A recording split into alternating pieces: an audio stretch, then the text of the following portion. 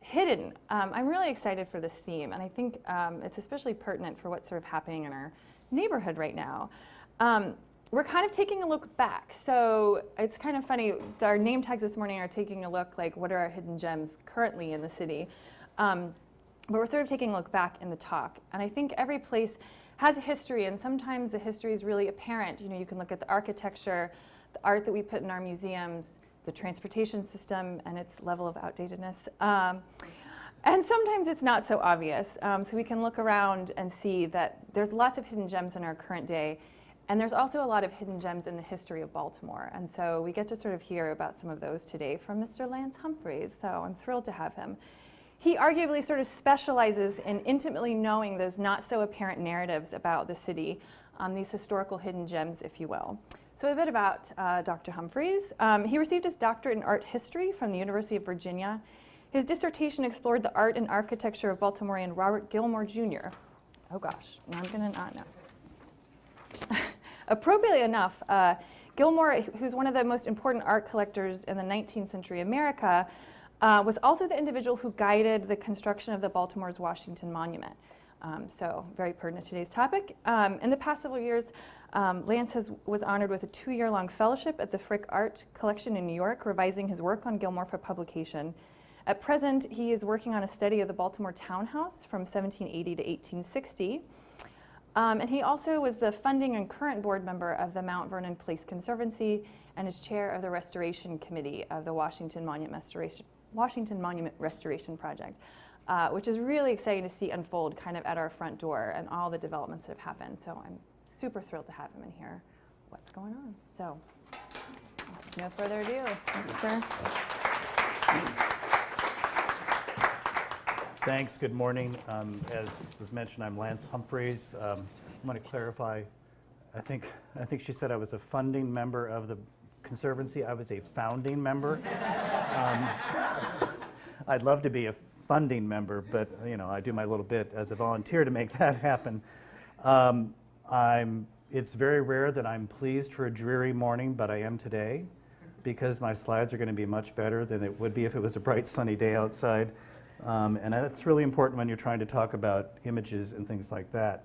So let me get my slides going here. It's going to be a rather informal talk, but I'm going to kind of read my first statement here. That time and change make history harder to get at. But with the Washington Monument and Mount Vernon Place, we are fortunate to have a rich documentary and visual history available to us. There's a couple folks in the audience who know me. I could easily talk an hour about the monument. I could talk an hour about the landscape design of Mount Vernon Place. This is going to be a very quick trip through some of what we can see and what probably many of us haven't seen. I don't know how many of you are from Baltimore. I'm not from Baltimore. I moved here because of my dissertation work 15 years ago. But even a lot of Baltimoreans, I think, don't know really how important this monument is in the history of the city. I really think the monument was really Baltimoreans' pride for really 150 years. This is one of the things that put it on the map as a major urban center in the 19th century. And that's why Baltimore was called in the 19th century the Monumental City. John Quincy Adams gave it that name because this was a city that built huge monuments in honor of American democracy, really. So it was the first monument to Washington in the country, which was incredibly significant at the time. And when that was built, it actually was started, as I'll talk about in a minute, right after the War of 1812, was successfully kind of won here in Baltimore with the Battle of Baltimore. And I don't think that in the 21st century we can understand how important that was to them. Our country had been invaded by a foreign power. We don't live in that world anymore. We're very fortunate that we don't have that kind of political instability that, you know, are we a country and are we going to be attacked? And While there's certainly happened since 1815, we live in a rather calm country because of that. But to them, they're like, well, we just beat the British again. This is big. We are truly a free country, and our form of government is going to survive. It's also to think that the British had invaded the national capital, which was just 40 miles to our south. They were seriously concerned about this, and so when the Baltimoreans helped win the War of 1812 at the Battle of Baltimore, which is the bicentennial this fall, it was the next 4th of July that they laid the cornerstone for this building. So that was tremendously important to them as what it meant to be that they are now Americans. It's also the first major monument to Washington designed by an American architect. And in the early 19th century in this country, there was a lot of questions, well, you all are a new country, but are you ever going to have culture? And so that was a very big question at the kind of the turn of the early 19th century, 1800, 1810 as well. You're a country, but are you ever going to have artists? Are you going to have writers? Are you going to have architects? And the fact that this monument was designed by Robert Mills, who was considered the first native-born American architect with architectural training, was very important to kind of just American pride, that we can now have architects and artists eventually as well, who are born here, who learn their trade and their craft, and then they move forward. And then last, for Baltimore and Maryland, really, the monument was built of really locally made materials. That all sounds very 21st century, but they were also very incredibly proud that it was built a Baltimore County marble. So all the marble for this was quarried in Baltimore County. The bricks, there are thousands and thousands and thousands of bricks inside of that column, were all made here in Baltimore. A huge brick making industry at the time. And the fence, the decorative cast iron fence, was actually cast in Savage, Maryland at a foundry there. So they were, it's like we can do this all here in our community where we have enough resources to make this monument. So that's kind of why it was important at the time. Now to really briefly, this is super quick, we're going to zoom through 200 years of history in probably 2 minutes, which is painful for me to do, I'll have to tell you. But you'll probably enjoy it more. So Mills's original design, this is what won him the competition. This very complicated tower that was supposed to be about 140 feet tall. This was accepted and he won the competition with this, but the board of managers who had sponsored this competition thought this was going to be too expensive, and more importantly, it was thought to be too tall and might crumble on the houses where it was supposed to be built down actually in today's Monument Square at Calvert and Lexington. So John Eager Howard, who actually his country house Belvedere, which was just 2 blocks to our east here, he owned all of the land that we can see, really everything up here to the Jones Falls and all the way down to the monument and probably center of Franklin Street. This was all just a woods in 1815. And he donated a 200-foot square plot of land where this monument could be built out in the country, basically, so that there would be no worries about it toppling on anybody's house. So they were very concerned about that. So this is the program from the 4th of July when the cornerstone was laid. You can see that by this time, Mills's design had been tremendously reduced to pretty much what we have today. And it's just a couple of details on the base and really the plinth that supports Washington at the top. So 4th of July, 1815, there are thousands of people out here in this woods as they lay the cornerstone for this structure with a lot of dignitaries, of course, in attendance. And then construction began. So I just want to very briefly walk you through kind of what the Washington Monument and its surround, Mount Vernon Place, have looked over time. In 1830, this is one of the earliest known drawings of it. You can see it's just a dirt road leading up to it, and there's just one house, and it's all woods, and if you could see beyond that monument in this image, it would just be woods really all the way up to the Jones Falls, except for where John Eager Howard's house was 2 blocks east of us here. But it quickly changed over time as the place to live, and by the 1850s and 60s, the squares had been surrounded by a cast iron fence, but it's rather simple at the time. And then the Olmsted firm was brought in to redesign the squares in the 1870s, and here's a shot of about the turn of the century, what it looked like. And then in 1917, the New York firm of Carrere and Hastings was brought in to redesign the squares to basically accept or have a place for a statue of Lafayette. You can see the little silhouette of Lafayette there. This is their original rendering. And this is how it looked just a few years after they completed it, to go back to kind of show that their objective was that Lafayette and Washington would be seen together, and that's what they accomplished with their design and then with how it looked. Into the 1940s, it still looked rather similar to that, with this strong view up to the monument. I think this is a spectacular photograph, very clear and beautiful. And this is how it looks today. So we've lost that very strong axial view up the monument. The city planted trees right at the fountain about 20 years ago. But we're hoping to restore that view in the future with a design by Olin in Philadelphia to reinstate this very strong design up the center.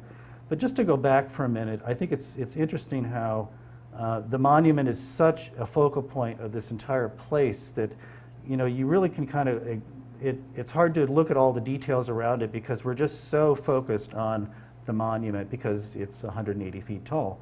And it really kind of creates that centerpiece, which is what it's supposed to do in this space. But if you look in other directions, if you look away from the monument, here we're looking north up Charles Street around 1900. This is what it looked like under the Olmsted design. Very strong tradition of trees on either side, kind of flanking your view there. When we're looking away from the monument, the changes are more obvious. And so here's how that looks today, in not very good condition about a year ago, with rather crummy grass and the trees largely missing on the right-hand side there.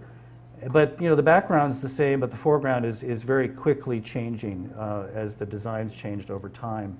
And in the West Square, I don't know if any of you have seen this image, so we're looking west towards you know, Monument Street or Cathedral Street, really. And then how that appears today, once again, very dramatic. Very dramatic change of how it looks, and then kind of the background is changing. There obviously is taller buildings are being built around Mount Vernon Place. So there's 200 years of history here with the monument and the squares, and there are many designs over time. And unless you kind of go back in time and see a snapshot over, you know, several decades, we really don't know how, we don't live long enough to see all this change that's taken place, which is really what's taken place. There's 200 years of history here. So I'd like to now just very briefly talk about the building of the monument and then talk about its condition and what we're doing now. So I mentioned that in 1815 the cornerstone was laid. Remarkably, by about 1819, as this diagram shows, they had gotten up to the base of where Washington was actually later installed. So in 5 years they built most of the major elements of the column, all of Baltimore County marble, as I mentioned. And then in 1829, they raised the statue of Washington to the top. It's hard to imagine looking at this statue, how big this is. I don't know if some of you are friends. We are Mount Vernon Place Conservancy. Our Facebook page is Mount Vernon Place.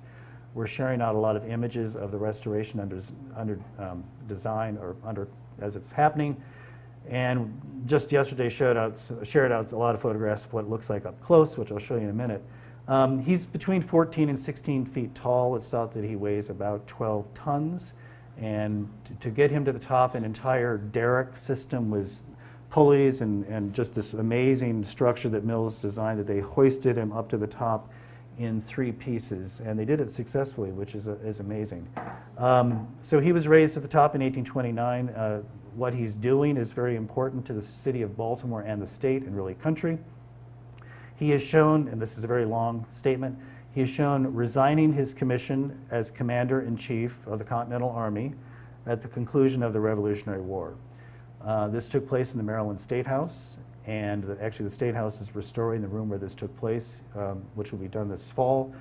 This was thought to be one of his signature acts in his career as a politician or just an American, because in the previous centuries, no one gave up their military power.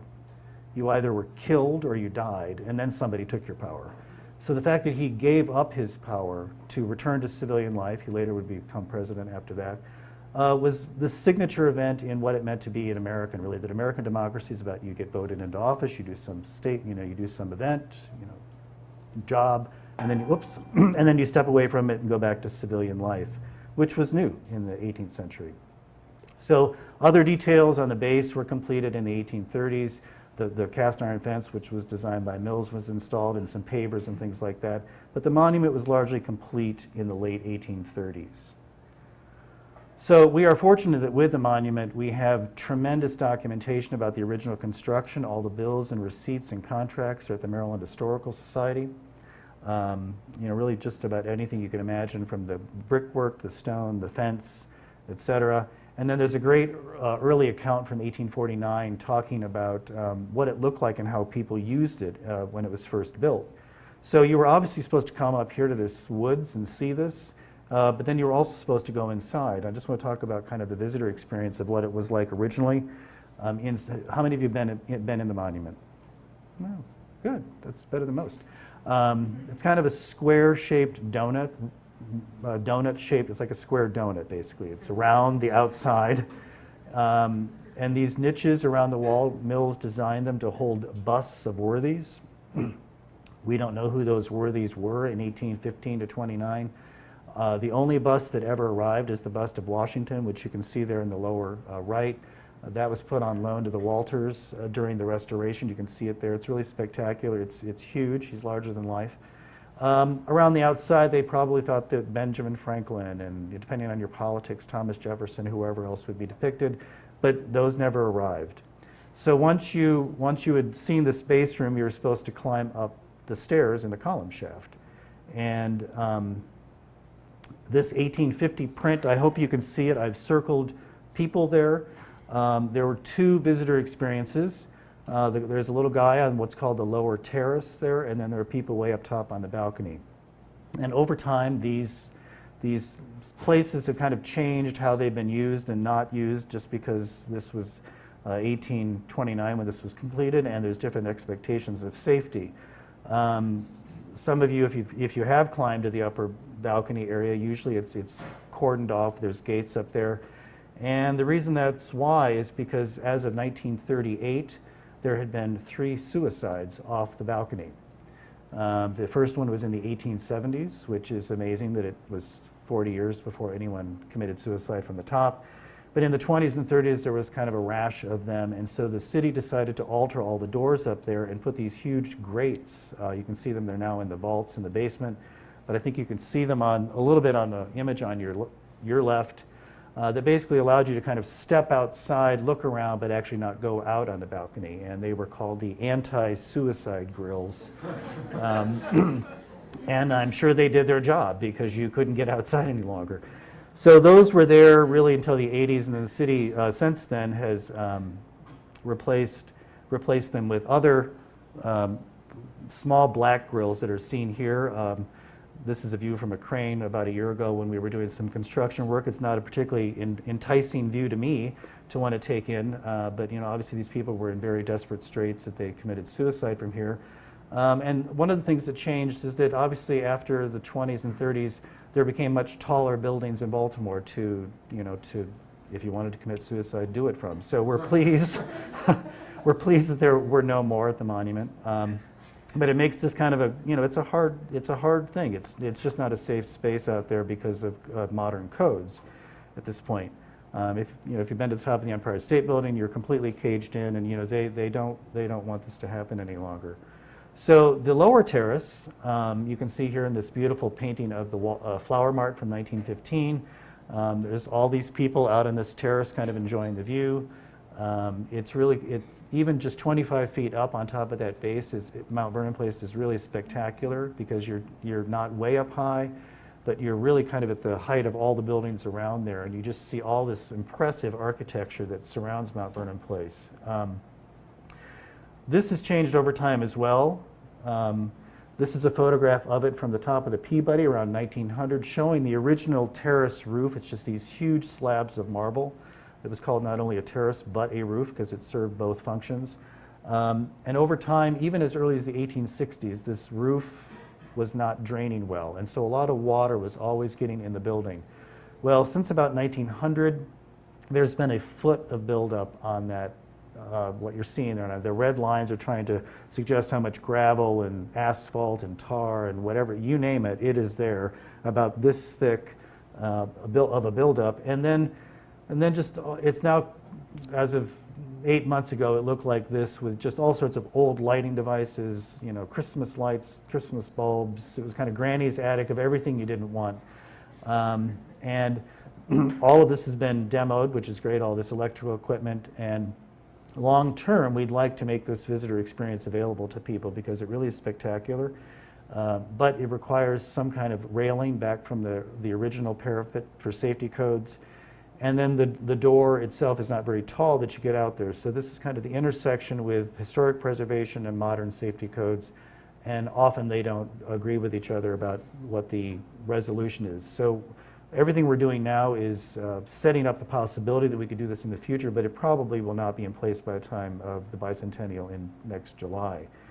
So quickly, condition things about the monument. It's all made of Baltimore County marble, as I mentioned. When they laid these huge pieces of marble blocks on the outside, they stitched them together on the tops with iron cramps, basically like huge iron staples that were pushed down into each piece of stone as they laid it. And then they put the next piece of stone on top. Well, over time, as the mortar erodes, water gets in, rusts the iron. And because the iron is rusting, it's expanding, and so it pops out the corners. And you see how all of these corners, especially on the base, have kind of been pushed off and broken, and those will kind of have to be patched and repaired on a one-on-one basis. There's also a lot of what's called biological staining on the monument, which is all this black you see here. It's really just mold or bacteria in areas where a lot of water is allowed to collect. The good thing about this bacteria is that it can be cleaned off, and largely we're trying to prevent that into the future.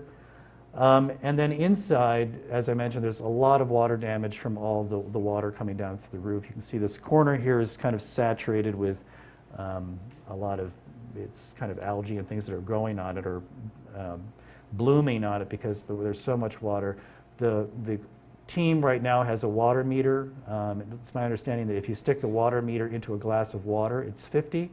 And when they push that meter into the walls of this area, it's 50. So this is a building that it's just kind of like a big sponge that they're trying to dry out right now until we really can't work on the inside until it's gotten to a kind of a stable and dry condition. This water is also damaged, obviously, the steps as you go up, not the steps so much, but all the mortar around them as you go up to the top. The stucco's falling off.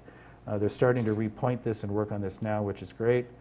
And then we've also spent a lot of time with the interior finishes and learning what the interior finishes were. So on the outside it's marble. It's really kind of got a brick or stone core.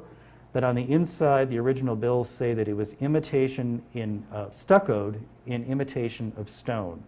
So the interior is not really stone, but they tried to make it look like stone. These two photographs show two things, how it looks today on your left and how this same area looked in the 80s. So you can see this huge blotch where the water's damaged it. So even 40 years ago, the same stain is there that is there today. And the fact that it was all actually painted in the 1980s. And the interior space was all painted with dozens and dozens of coats of paint since the late 19th century. Those all came off in the 1980s, but we've been learning more about what the interior looked like originally. It now looks like a kind of dreary cavern if you've ever been in there. But we've learned that actually the original finish on this, and I'll switch to the next slide, is Matthew Mosca, who is a renowned local historic paint analyst. He's come in and taken little minute samples of paint from all over the inside. Here's a cross-section and under a microscope of what it looks like, and what he found is that on all of this stucco, the first coat was a lime wash, which is what they called a whitewash in the 19th century. You hear about that in like Tom Sawyer and things like that. And whitewash is just really lime and water. It's a very natural product. And that over this gray, cement-looking thing was actually a layer of whitewash. So this would have all been, instead of looking like a dreary cavern, it would have looked like marble halls. That was what they were going for, is you're supposed to walk in and believe that you're seeing marble like you saw on the outside, which was a very common 19th century device that they would use one material and make it look like another. So we're trying to do some mock-ups of how that might look right now.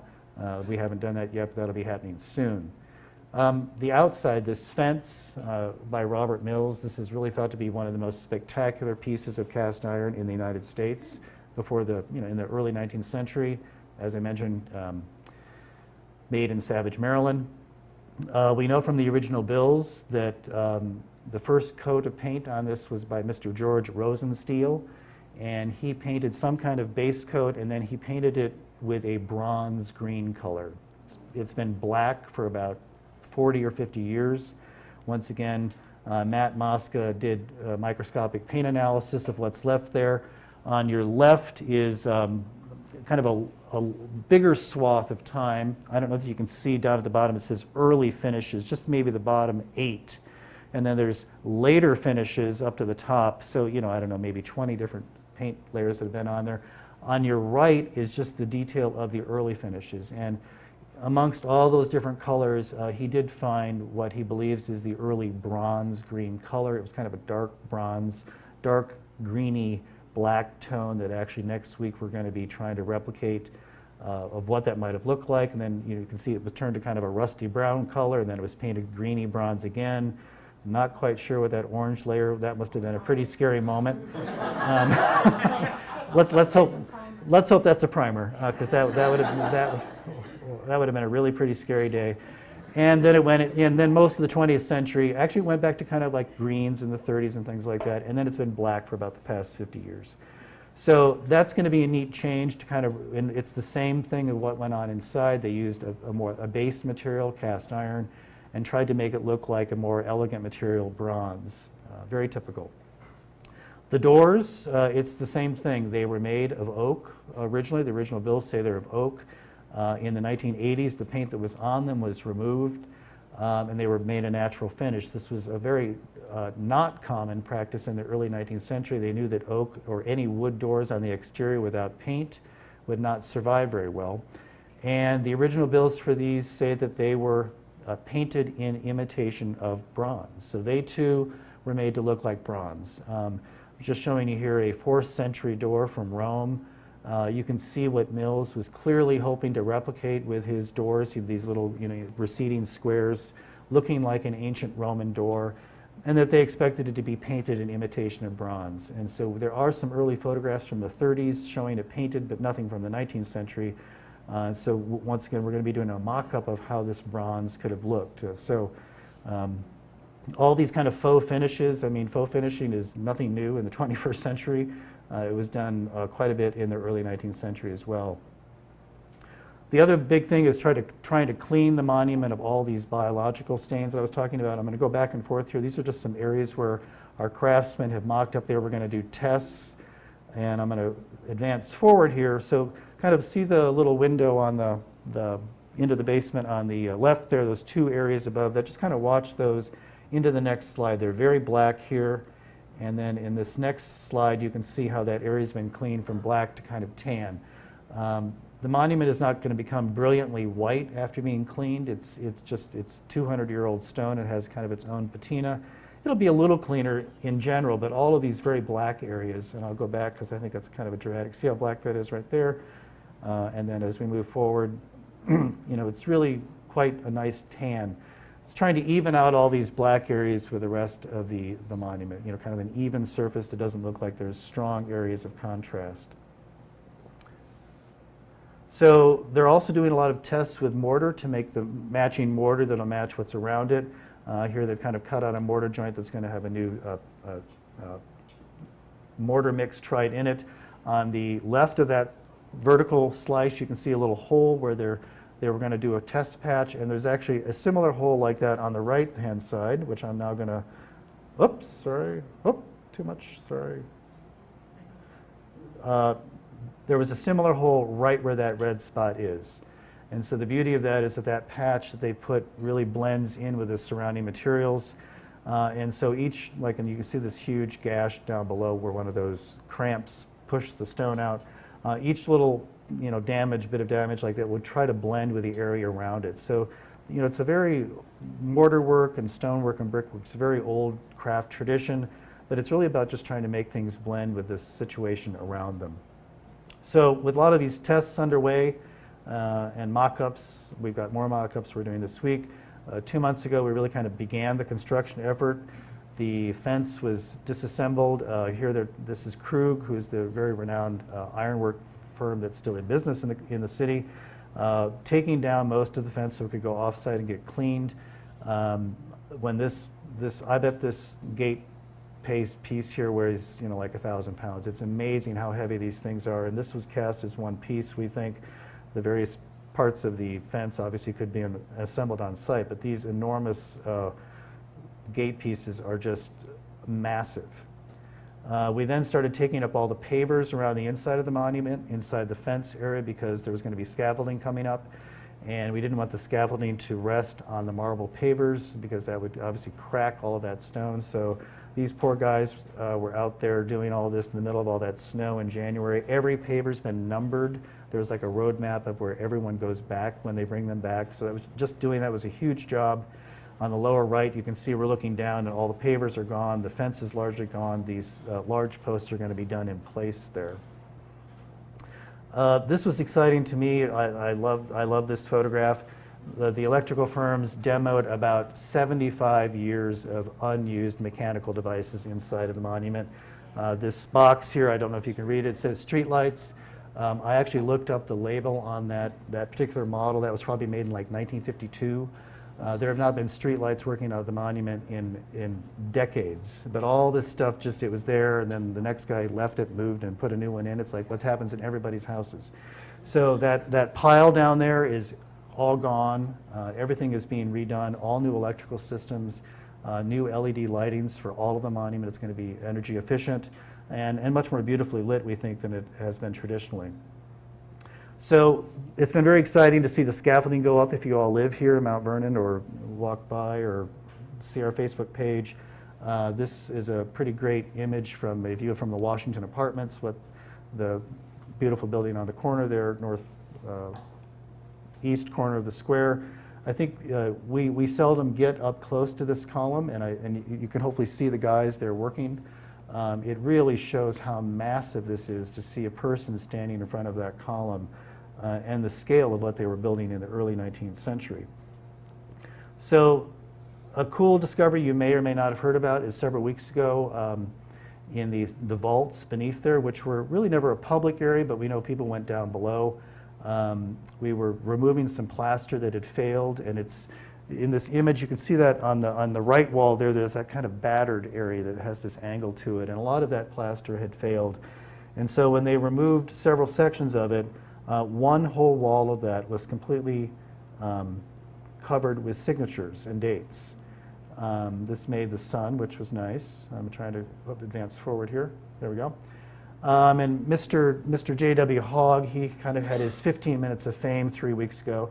As everyone chimed in, well, Mr. Hogg was probably John W. Hogg. You can see this is dated 1829.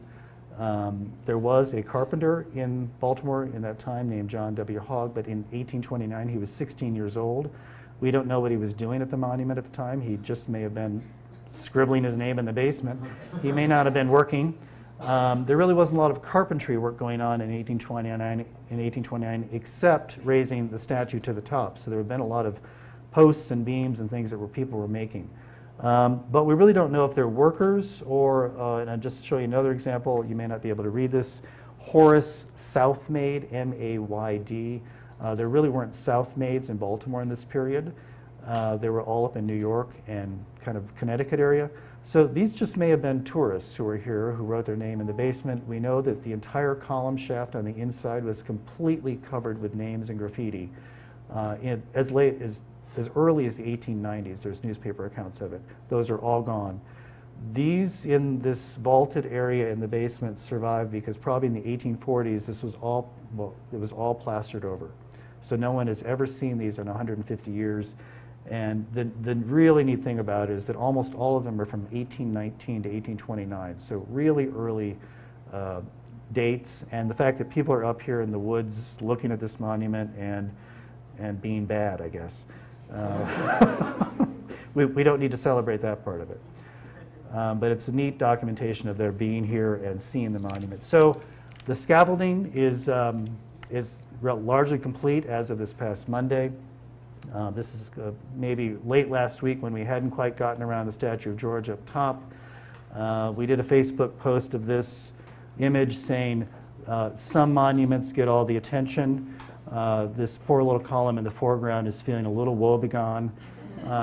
Someone posted that maybe we need to build like a little mini scaffold around him so he doesn't so he doesn't feel left out and kind of forlorn. And he just looked really sad that day, so I wanted to capture him in a photograph. But the scaffolding's to the top, and just yesterday, I have to tell you, I was actually up all the way to the top. It's 180 feet in the air. All the craftsmen and conservators were up there kind of looking at George. I think you can see here how big this statue is just by seeing this person kind of in their head and their hand in front of his face. Haven't really heard the word. We think in general he's in pretty good shape. He needs some cleaning and repointing, but we have no plans at this point to take him off his pedestal. So it's just a really exciting moment for the city. I think that in the Conservancy, what we're doing to really be restoring what was really kind of the pride of this city for well over 150 years, and certainly people are proud of it today. But I think kind of renewing it for its third century, which is what we like to think we're doing. It's in next year it will be 200 years old and it'll enter its next century of existence. I'm just trying to get people to come to it, re-experience it. It's an exciting project for the city and state, and I'm glad you guys have been here to hear about it.